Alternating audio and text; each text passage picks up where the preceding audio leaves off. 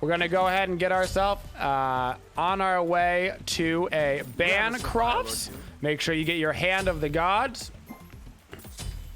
Get a blink going. You're going to get your Wild Storm first on our Kuang. Get a blink because you're in the jungle. Bada bing, bada boom. Pretty standard little jungle start. Spread the love. Your 3 is just a straightforward damage ability on Kuang. It's a little tiny cone. It's gonna do damage, and it is on a low cooldown. This is going to be your spam ability that you're using the most often. The interaction between your 3 and your other ability is going to be your 2. When you have your 2 procced up and ready to go, it will also, your 3 will send a part of your 2 to attack your opponent. So we'll get into the 2 here in just a moment. Ao Kuang's passive is that every 20 seconds you get a stack of your sword, up to 3 stacks at a time. Your stacks make it so you get a 2-second cooldown reduction. You get a 2-second cooldown reduction, and you heal yourself for 5% of your maximum HP. Speaking of maximum HP, that's a Mercury dash. We're just gonna walk right up in here. Go ahead and throw down a little slow. I've got my 3 back up in just a second. I'm not gonna be able to pick up the whole kill though. But while I'm over here, let's just go ahead and use our time to grab these right side harpies. We're gonna run over to the red buff. That wasn't a bad little trade for us. Our Cthulhu is currently over on their red, which means we're actually going to stay by this mid wave and try to give him pressure. Unfortunately, the Merc did rotate over there. He might be able to get it. He actually stopped his dash. Attack. So I'm going to walk in front of him here. That's a beat. I'm going to use my 2 again. You can use your 2 once and then use it for the auto attacks, or you can press it again and it's a slow. Let's have everybody get out of here. I'm going to go back to red buff. So what exactly does the 2 do? Your 2 procs yourself, and it brings 6 dragons by your side. Those 6 dragons you can either use to auto attack and do bonus damage with, or you can click the ability again, and by clicking the ability again, you will send out those dragons in front of you, which will be a 20% slow plus for 1 second, and it will be for an additional 0.25 seconds per remaining dragon. So if you fire it immediately, it's going to be a 1 second slow plus another 1.5 seconds. So it's a 2.5 second slow. If you do it on the very last one, it's only 1.25 seconds, etc. Like I mentioned earlier, you can also combine it with your 3. So if you pop your 2 and then your 3, you can see that I sent out my little bats in this case with this skin, but your little dragons to go ahead and attack and do bonus damage. It's basically the same as auto attacking with them. You're just proccing them with your 3 instead. Be right back. And so that's your natural combination on Kuang. Is you pop your 2, you get some auto attacks off. Bam, you pop your 3, you get some nice burst damage off. We're only gonna get 1 point in our 1 for right now. Your 1 is your movement ability on Ao Kuang. It can also do some damage, so make sure you use it from the base. You have to pop it twice in order for it to go on cooldown. The first time that you press it, it is going to throw you into stealth a certain distance away, depending on how far you're looking.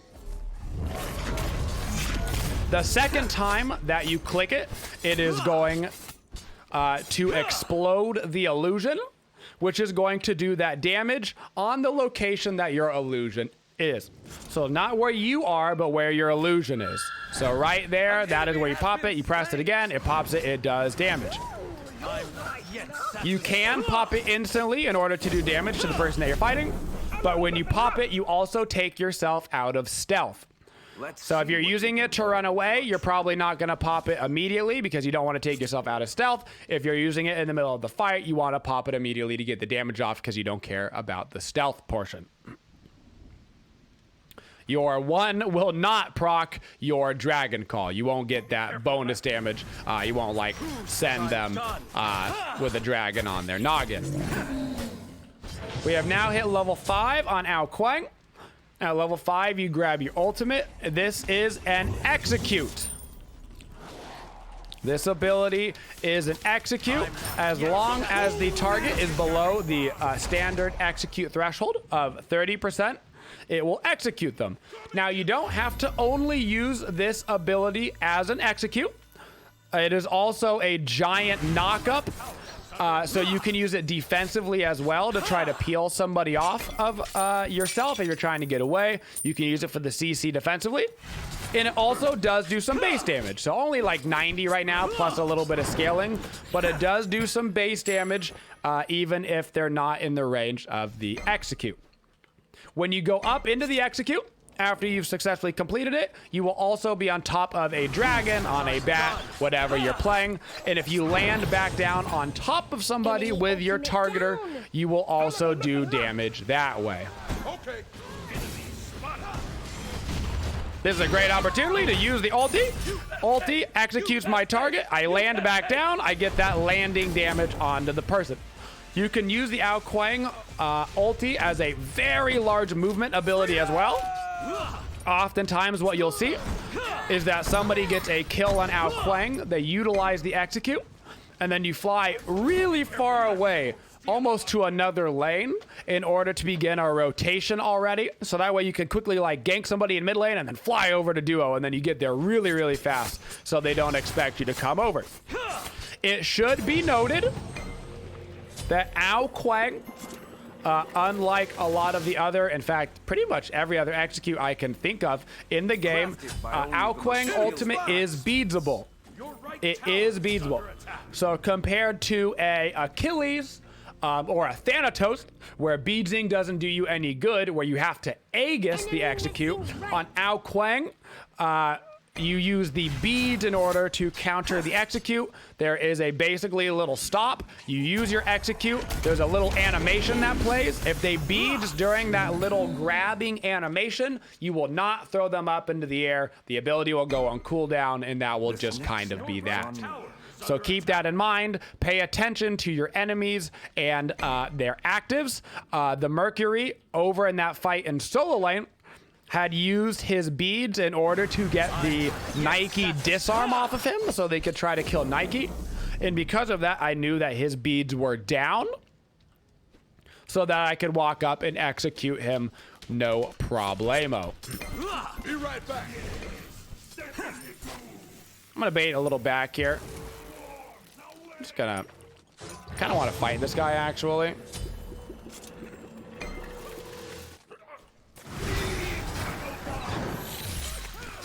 There we go, just like that. Just bait a little back. I've got a lot of lifesteal. We have gone the Healy McSteely boots, of course. Our first item is going to be a Bancroft. On Kuang, you want to really lean into that lifesteal component. So my standard build that I'm looking to go is somewhere around a Bancroft's Typhon's Fang, almost like a magical ADC build. It's actually exactly what you're doing. So the same way that you would prefer that you build Kronos or Soul or Oleron, any of those, that's the build that you're looking to do on Kuang. You're looking for lifesteal items and rings. Demonic Grip, Telkines, wonderful items on Kuang, Bancroft's, Typhon's Fang. That's the type of build path that you're going down, with, of course, the notable exception being that you get the Assassin's Blessing in order to clear the jungle, and I don't recommend missing your speed buff. So on Kuang, you can see that I did not put a second point into my ultimate at level 9. This is because you do not rank up Kuang ulti until the very end of the game. Just like if you were playing Achilles, it is the same philosophy. You're going to want to... You're going to want to dive a Mercury underneath his tower so you can ulti him and go ahead and get that proc on yourself. The ultimate on Kuang, you're pretty strictly trying to use it for that execute. The execute threshold does not increase as you level it up. All that's going to increase is the heal that you get and the damage number on the baseline.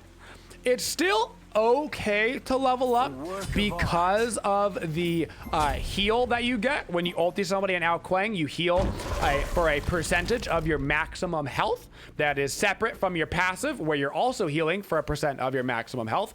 This is also why we build lifesteal on Kuang, because he already has so much healing built in his kit. We can build even more in there, make you an absolute powerhouse.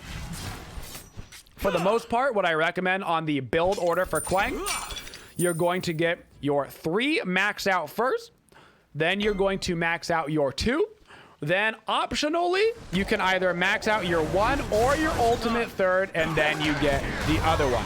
I prefer myself to max out my... I prefer to max out the 1. I like to get my 1 to 3rd and then level up my ulti very last.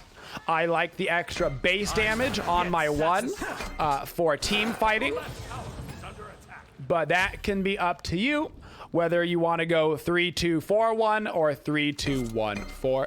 Find what you feel works better for your play style. On Kuang in the jungle, much like all the other jungles, you want to prioritize farm first, really looking for ganks when either the farm is down or your ultimate is up and you feel like you can get yourself a quick kill.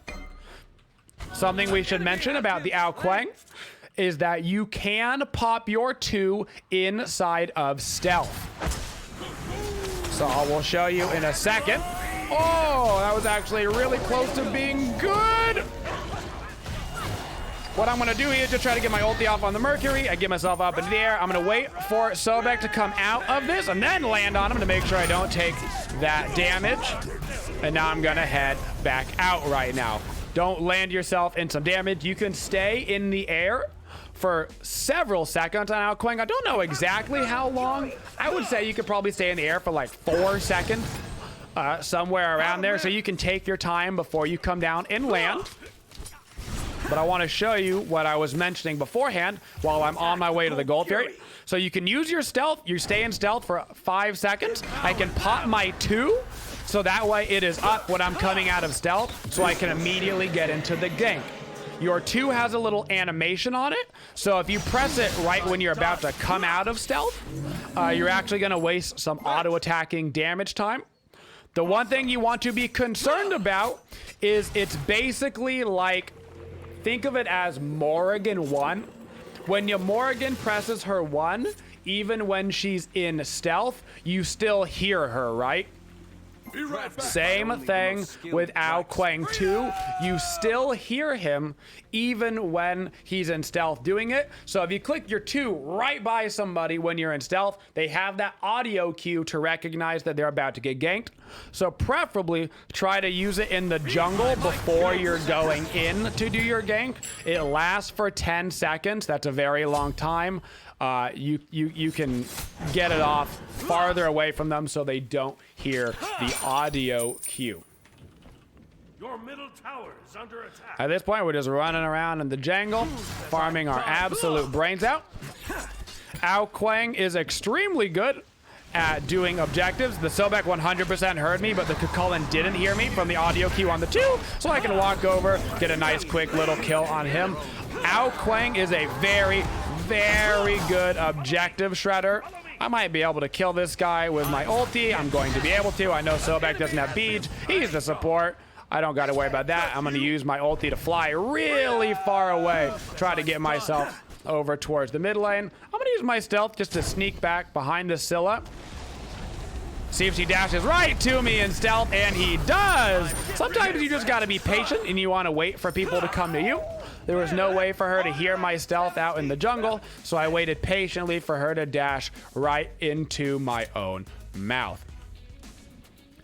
Because Kuang has a built-in lifesteal in his kit, and because you should be building a lifesteal on the Quanger Banger, it also means that you can solo objectives, much like a Mercury can when he gets his crit going.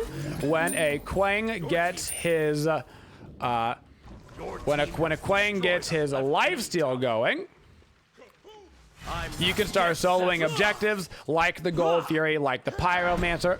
You're not gonna solo a Fire Giant or anything. but some of the other objectives on the map should not be a very big deal for you. You can use all of your damage, all of your abilities aggressively and come over, and while your team is like doing a little team fight in mid, you come over, make sure you get yourself an objective, whether it's the Pyro, Gold Theory, whatever. He's very good at doing that.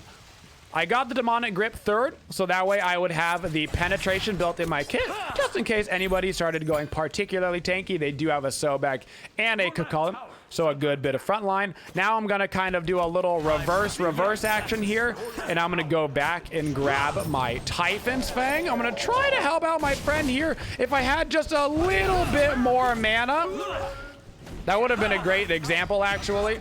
If I just had a little bit more mana, I could have tried to use my ulti defensively for him in order to knock up the Mercury, even though it wouldn't have killed him. Unfortunately, I did not have enough mana to do that. But that is the exact opportunity that you are looking to use your ultimate defensively, even without the execute. I could have launched him up into the air, boom, tried to save my Itanami so he could have gotten away. Too bad that I didn't have enough mana for it.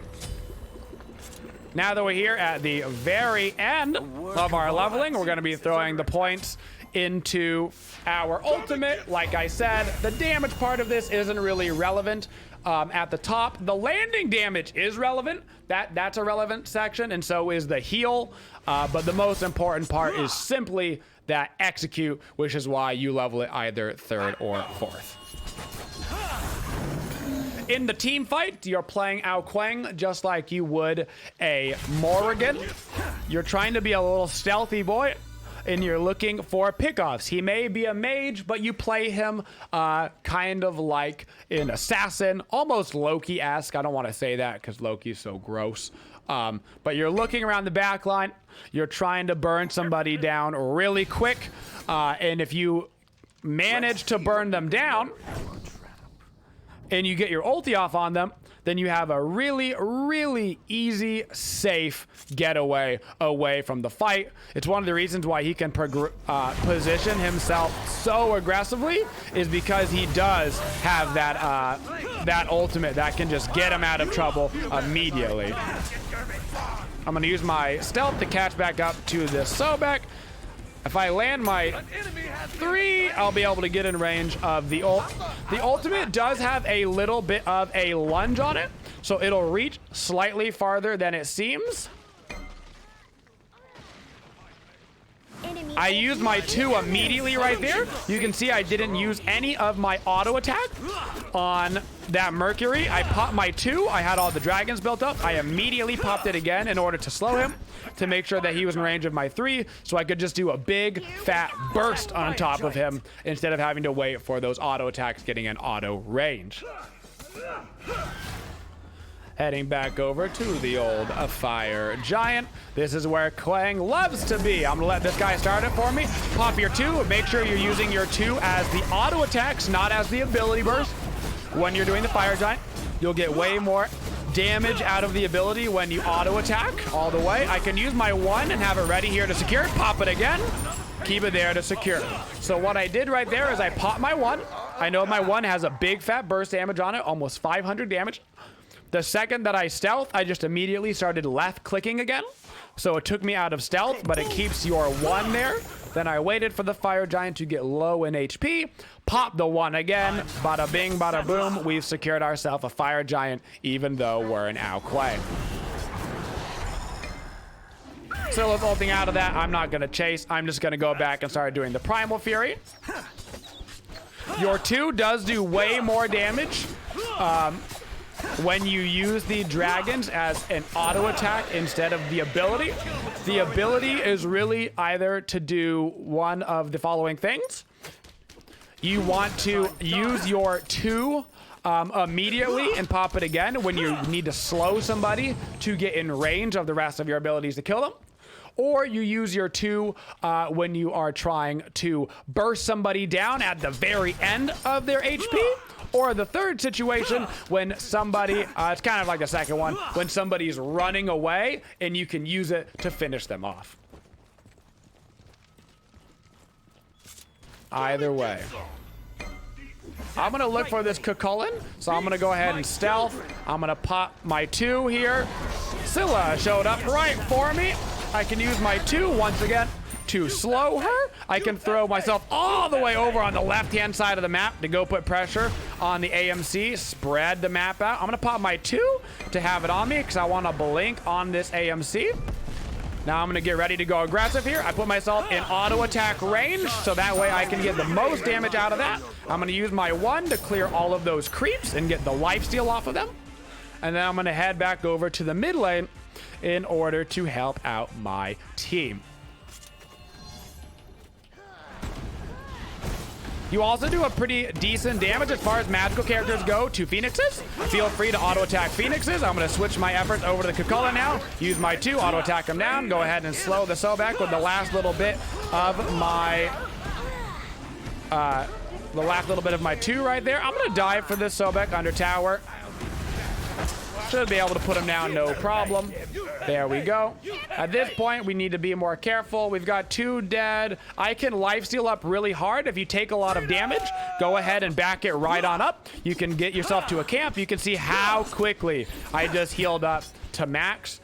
Don't feel afraid to back it up and go full heal off of a camp. That goes for everybody, not just Kuang. Anybody that you've built Aussie on, that you've built the Bancroft's Typhons combo, you will very easily be able to full heal off of back camps. It's one of the easiest ways to sustain yourself around Phoenix fights right now. Now we're gonna go ahead and back it up, and we should be able to get ready for what might end up being one of the last pushes of the game by shoving the right lane. Here at the end, we're gonna make sure we get ourselves a Talkine's ring, sell my Assassin's Blessing. I'm gonna work on another ring. You could either go Hastened or Ring of Hecate here. Both are fine. Presumably your team's gonna have some pretty good anti-heal online by this point. So the Ring of Hecate probably isn't gonna be that big of a help. You could also not go a ring at all here. You could go for big, fat, flat burst damage. Get yourself a Rod of Tahuti would be a great item. Just get some big, fat damage. A Polynomicon is a great item on Ao Kuang, especially if you feel like you don't have enough damage on towers and phoenixes, because the poly procs on towers and phoenixes. It gives you a lot of damage on those. Got myself in stealth so I can walk right at this Sobek, try to get some nice damage on him. Looked like he wants to pluck me, but he plucked me away from his team, so I'm not worried about that. Counter ward him.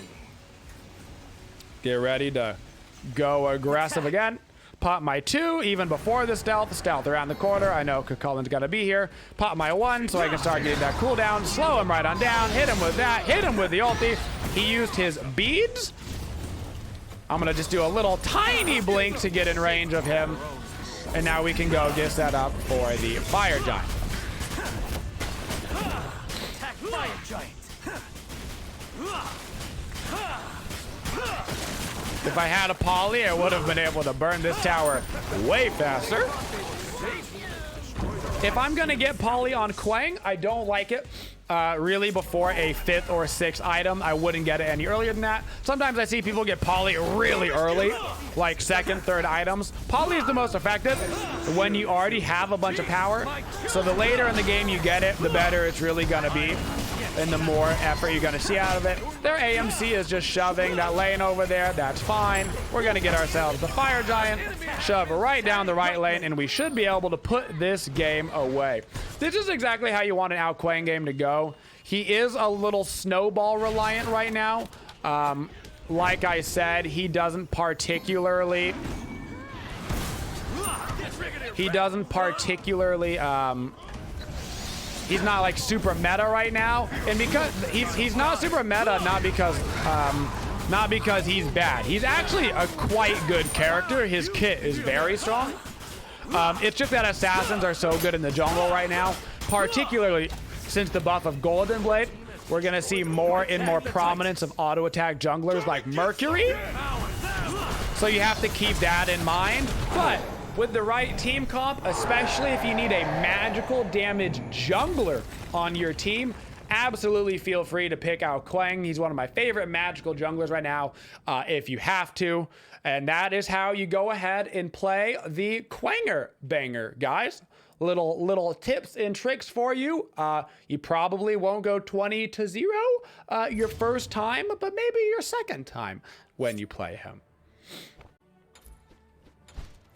And 24,000 damage ain't